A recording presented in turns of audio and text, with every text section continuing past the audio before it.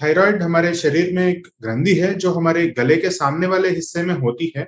और उसमें जब भी एक गांठ बन के वो असामान्य रूप में बढ़ने लग जाता है, उसको हम थायराइड कैंसर कहते हैं।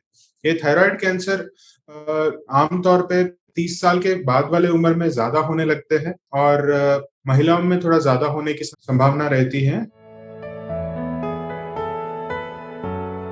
थायराइड कैंसर के लक्षण कॉमनली गर्दन के सामने वाले हिस्से में एक गांठ जैसी महसूस होती है।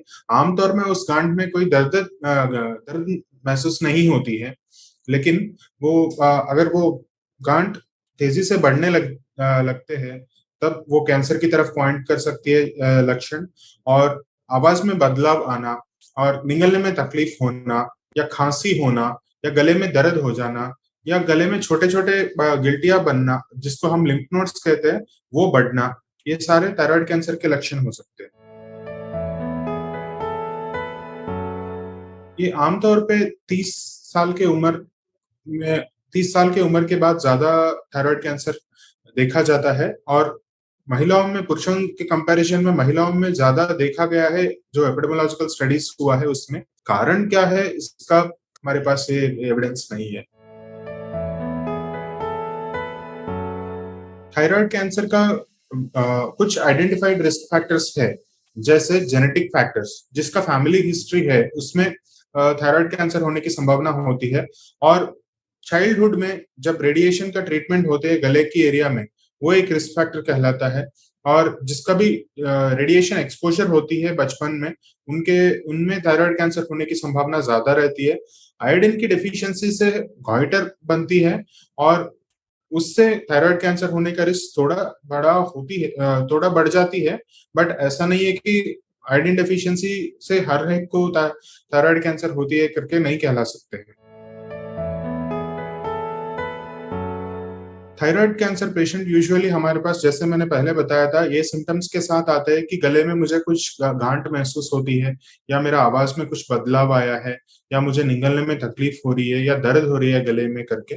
तब हम सबसे पहले उनका हिस्ट्री लेते हैं कि तकलीफ कब से शुरू हुआ, क्या कैसे बढ़ा और कैसे उनका तकलीफ आगे बढ़ रहा है उसका। उसके बाद हम क्लिनिकल एग्जामिनेशन करते हैं, पेशेंट के गले को विजुअल इंस्पेक्शन करते हैं और हाथ से एग्जामिन भी करते हैं। तो उसके बाद हमें क्लिनिकल इम्प्रेशन के बाद एक साइटोलॉजिकल जांच करते हैं, जिसको एफएनएसी कहते हैं।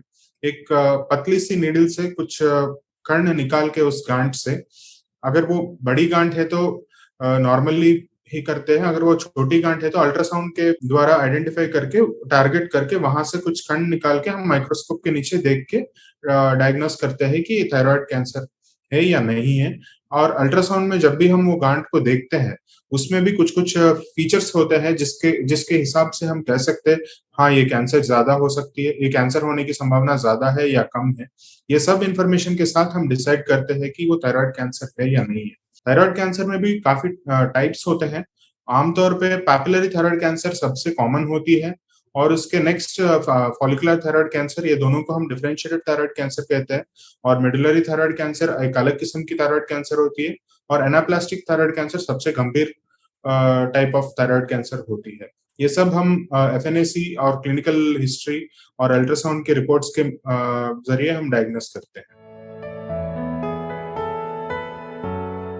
अगर थायराइड के ग्लैंड के अंदर ही गांठ है, तो हम पूरी साइज के अनुसार इलाज होती है। 1 सेंटीमीटर से छोटी गांठ है, आमतौर में मैं पैपिलरी थायराइड कैंसर की बात कर रहा हूँ, उसमें 1 सेंटीमीटर की छोटी गांठ है, तो उसको हम एक या तो आधा हिस्सा ग्लैंड का रिमूव कर सकते हैं या तो फॉलोअप में रखते हैं। और उससे बड़ा है तो हम थायराइड ग्लैंड रिमूव करने की सर्जरी करते हैं। और वो लिम्फ नोड्स में अगर फैली है तो लिम्फ नोड्स भी रिमूव करने की जरूरत पड़ती है। सर्जरी के बाद हम एक स्कैन करके देखते हैं, जिसको रेडियो आयोडीन अपटेक स्कैन कहते हैं। उस स्कैन के जरिए हमें पता चलता है ये शरीर में कहीं और जगह पे फैली है या नहीं है। अगर शरीर में कहीं और जगह फैला हुआ है, तो हम उन मरीजों को रेडियो आयोडीन नाम के दवाई देते हैं, जिसके जरिए वो मेटास्टेसिस, वो जो फैला हुआ गांठ है, वो कंट्रोल में आ जाते हैं। बाकी कैंसर जैसा थायराइड कैंसर बिहेव नहीं करती है आमतौर पे। थायराइड कैंसर नॉर्मली उतना एग्रेसिव बिहेवियर नहीं होती है। ये क्योर होने की काफी संभावना होती है। अगर अर्ली स्टेज में डिटेक्ट हुआ तो काफी हाई रेट्स ऑफ क्योर होती है थायराइड कैंसर में। अगर इनकेस वापस भी आया तो भी उनका बिहेवियर उतना एग्रेसिवली नहीं होता है जैसे नॉर्मल कैंसर देखा जाए। इस बात की एक एक्सेप्शन है, जो एनाप्लास्टिक थायराइड कार्सिनोमा है, वो थोड़ा aggressive variant of thyroid cancer है। थायराइड कैंसर का इलाज सर्जरी से प्राइमरीली होती है, और सर्जरी में हम जब भी पूरा थायराइड ग्लैंड निकाल देते हैं, थायराइड के ग्लैंड के बगल में पैराथायराइड ग्लैंड्स करके छोटे छोटे 4 ग्लैंड्स होते हैं जो हमारे शरीर में कैल्शियम लेवल को रेगुलेट करते रहते हैं। अगर सर्जरी में उन ग्लैंड्स को कुछ चोट पहुंची तो उन पेशेंट्स में कैल्शियम लेवल डाउन होने की संभावना रहती है और उनको कैल्शियम की टैबलेट्स लेने की जरूरत पड़ती है। और हम पूरा थायराइड ग्लैंड रिमूव कर रहे हैं, तो इसके वजह से बॉडी में जो थायराइड हार्मोन की रिक्वायरमेंट है उसको पूरी करने के लिए उन मरीजों को लाइफ लॉन्ग एक थायराइड टैबलेट लेने की जरूरत पड़ सकती है। और दूसरी चीज, आवाज, जो हमारे वॉइस बॉक्स में मसल्स मूव करने वाले नसें होते हैं वो भी थायराइड ग्लैंड के बिल्कुल करीब से चलते रहते हैं। अगर इन सर्जरी में कुछ उन नसों को चोट पहुंची या खिंचाव हुआ तो आवाज में बदलाव आ सकती है, और वो कई बार टेम्पररी होती है और कुछ केसेस में परमानेंट भी रह सकती है। ये कॉम्प्लिकेशंस हो सकती है थायराइड ग्लैंड की सर्जरी में। और सर्जरी और पूरा इलाज के बाद क्या सावधानियां रखनी है, ये कैंसर होने की वजह से ये वापस आने की संभावना रहती है। इसको हम जल्दी से जल्दी अगर डिटेक्ट करें तो दोबारा ट्रीटमेंट दे के क्योर करने की संभावना रहती है।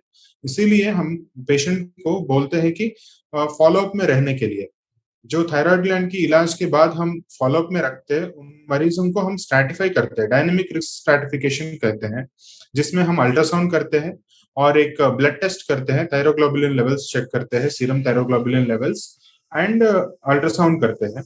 ये तीनों टेस्ट के हिसाब से पेशेंट का रिस्क लेवल एस्टिमेट करके उनको कितना फ्रीक्वेंटली फॉलो करना है डॉक्टर के साथ हम एडवाइस देते हैं। इस हिसाब से वो फॉलोअप में रहेंगे तो काफी हद तक हम जल्दी से पकड़ में ला सकते हैं जब भी बीमारी वापस आए, और उनका हेल्प कर सकते हैं।